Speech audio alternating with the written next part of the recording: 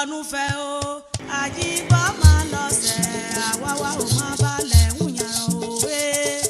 the heart of Ado-Ekiti flows a sacred river known as Omirin, the river of divine fishes. Here, the waters do more than nourish the land. They carry the spirit of a goddess. Local legend tells of a powerful deity who transformed herself into this river, leaving behind as sacred children the fishes that swim within. To harm them is taboo. To eat them unthinkable. According to the people, no matter how long this fish boils, it will never soften. And anyone who dares to defile the sacred order by catching or cooking a fish from Omirin will face the wrath of the goddess herself. Ẹja tó wà ńbẹ̀ wọn kì í pa ẹgẹt wọn kì í pa ẹrí gbogbo ọ̀pẹ tó wà lókè ńbẹ̀ yẹ wọn kì í da ẹja yẹ ló jẹ́ important jù fún apẹja etérin kó o ṣe kò ní jiná wọn kì í pa gan kẹ́hìn gbọ́ mi sà wọn kì í pa ẹnìkan dán oníjọ́ kínní àná. Kówé sùn kan yìí ṣe. Kówé kò sí nǹkan tó ní ẹja yẹn máa ṣe pé tóun bá mú lọ léwọn á sè é. Ó ṣe ẹja yẹn títí tí ẹja yẹn ò jiná péjọ. Ejò wà láwárí. Ọ̀hún tí wọ́n pè ṣẹ́gi lẹ́jọ́ pé ó kọjá ẹni. Kí làwọn ìgbésẹ̀ tó ń wá gbé lẹ́yìn yẹn? Ó ṣètìtù ni. Ètùtù rẹ̀ ló ètùtù ẹni ló ṣe bẹ̀lẹ̀ ọ̀sẹ̀ yá. Eku bó ti ṣètìtù. Bó ti ṣètìtù rẹ̀ ó wà in life till now. The Erin Ayonigba River is not only a site of mystery, but also of healing. Òun lè dókítà rẹ̀ agidi. A gbọ́ mọ̀ yí dókítà ló gbé kàí ló bímọ. Òun ló bá iṣẹ́. Òun la alágbo ìwòyá wo mọ́. Torí kó bá ti lóyún sínú, ẹbẹ̀ láti ẹ̀gbàgbọ́ títí fún mọ́kà mú ebi. The people believe that its waters cleanse the body and spirit. They drink from it, bathe in it, and use it in their daily lives, trusting the river spirit to protect their community from harm. Téèyàn bá gba àbọ̀dè, ojú ẹsẹ̀ yẹn ló máa lè rìn yẹn máa rí tán á padà. Visitors often come to feed the sacred fish with bread, watching as they gather gracefully at the surface. Àwọn òyìnbó àwọn nǹkan kan ìṣẹ̀ṣe tán máa wá mú bíi 5 litre táà fi rọ omi táà ṣàdúrà táà ṣe pé à á gbàdúrà. Níjọ́ kan àwọn oníṣẹ̀ṣe ẹni tó rọ́mọ bí wá sísàlẹ̀ lọ́run àwa gbàdúrà fún wa ọdún kejì ẹ̀ ọwọ́ agbọ́mọyẹ wá tá a tún ṣàdúrà fún. For the people of Erin, Omirin is more than just the water. It is life, healing, and the heartbeat of their faith.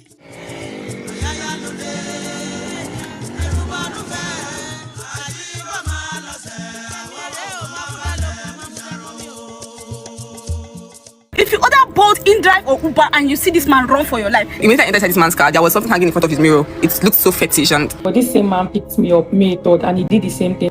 Only chef both, chef Uber, chef InDrive. I'm getting scared because like, oh my God, what if he's the one? You guys, please be careful.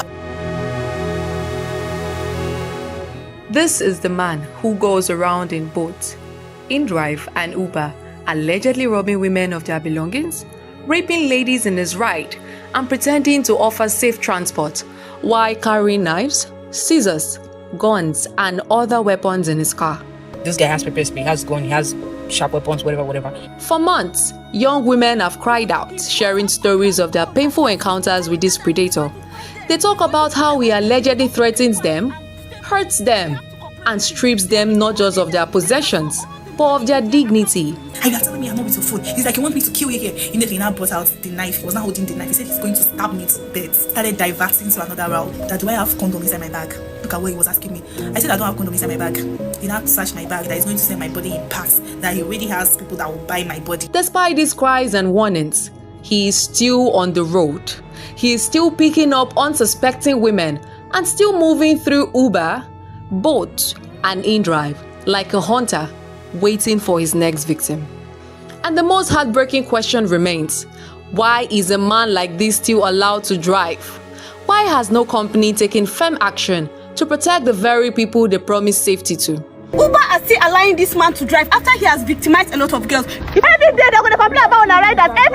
Every day. So why would Uber and Bolt and InDrive allow a known criminal walk with them? Will you be employing a highway robber to be on the highway picking people? Every day that passes without justice is another day of risk for countless women. What use is technology if it cannot protect the vulnerable? What good is business when it ignores the cries of the broken?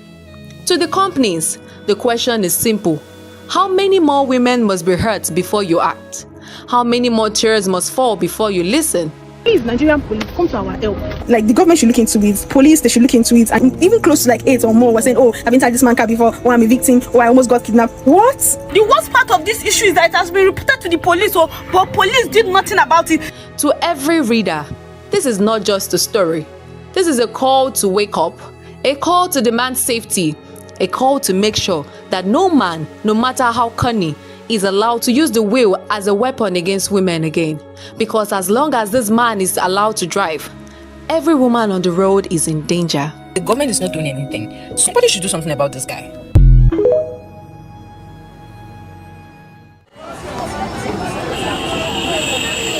Data according to the United Nations World Food Programme says 30.6 million Nigerians face acute food insecurity. Experts blame on many factors which include the security challenges in the North and Middle Belt, post-harvest losses, poor storage facility, and a couple of other issues. Over the years, there have been efforts at boosting food production in Nigeria, taking advantage of its over 70 million hectares of land, multiple agroecological zones, and a climate favorable for year-round farming. There have been several other such interventions by governments at council, state, and federal levels, including the Produce for Lagos program and the 500 billion naira guarantee fund scheme by the Lagos state government.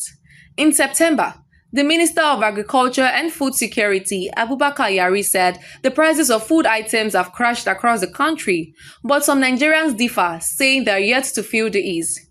Before, we said chicken 4 eats before, but now we sell 5,000 naira.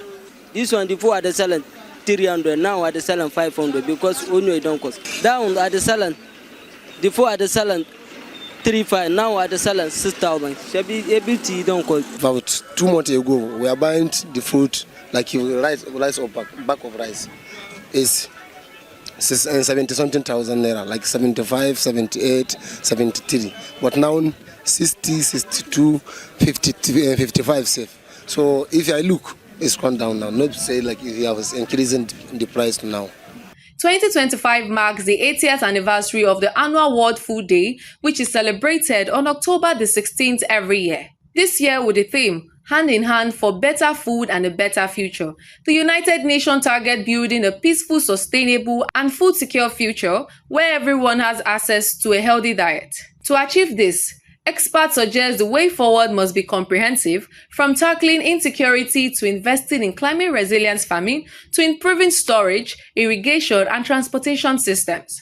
That's in addition to strengthening farmers' cooperatives, access to finance and research. With the right investment, policies, and protection for its farmers, Nigeria may be on its way from food insecurity to food sovereignty. Because in a nation so richly blessed, no one should go hungry. Every morning, we wake up to breaking news that breaks something inside us. Another girl gone, another mother wailing,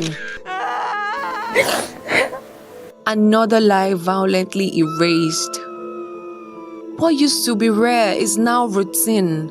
From city corners to quiet towns, girls are being haunted in a society that's slowly normalizing their disappearance. The world scrolls past their faces on social media, their names trending briefly before vanishing into silence. Streets filled with laughter have become corridors of fears. Girls can't walk home safely anymore. Not because they did anything wrong, but because being female now feels like a crime. Lured with job offers, attacked by lovers, raped by strangers, or sacrificed in bizarre ritual killings. These girls are caught in a vicious circle that keeps spinning because we keep looking away. Take Inyobongumoron's case. Young, brilliant, simply searching for a job, only to meet her death.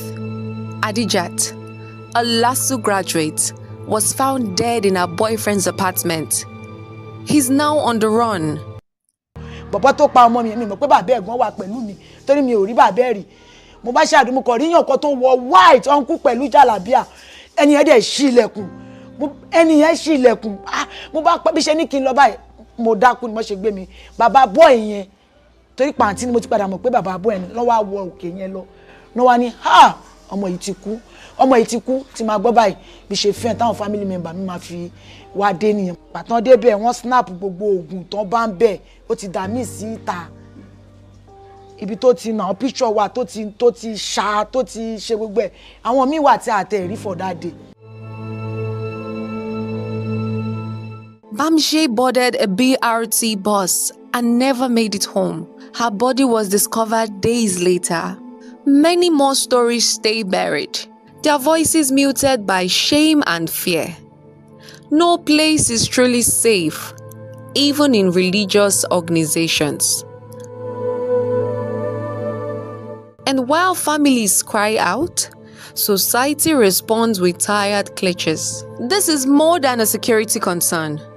It's a call for education that nurtures values from the foundation. By teaching children early about empathy, respect, boundaries, and the worth of every human life, especially that of a girl child, we lay the foundation for a safer and more compassionate society. We are in the era of social media.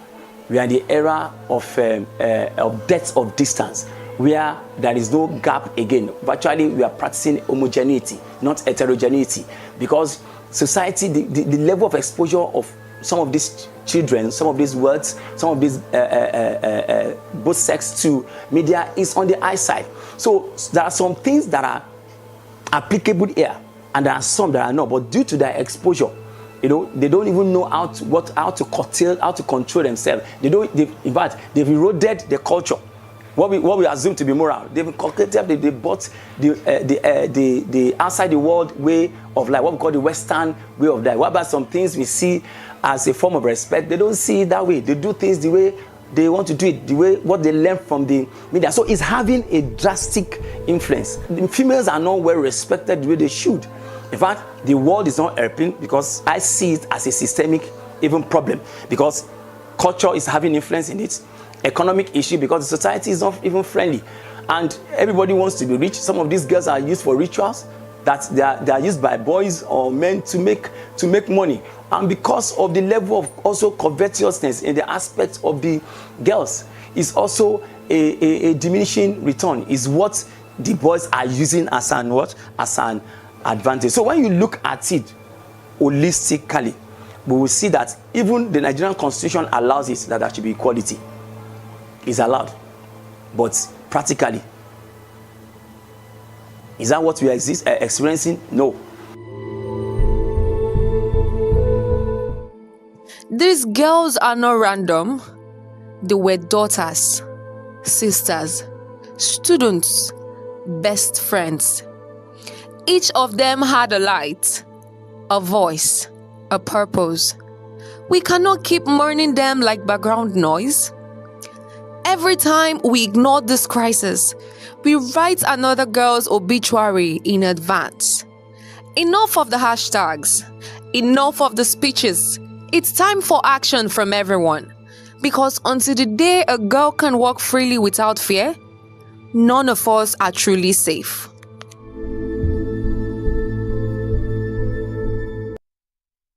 Every single day, Lagos generates over 13,000 metric tons of solid waste, more than many African countries produce in a week.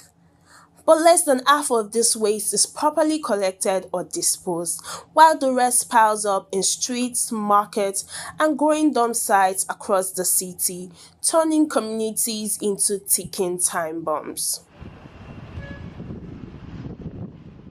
From Ojota to Agege, Ayobo to Iyanoba, and across Lagos, waste is piling up faster than it can be managed, threatening both the health of residents and the environment.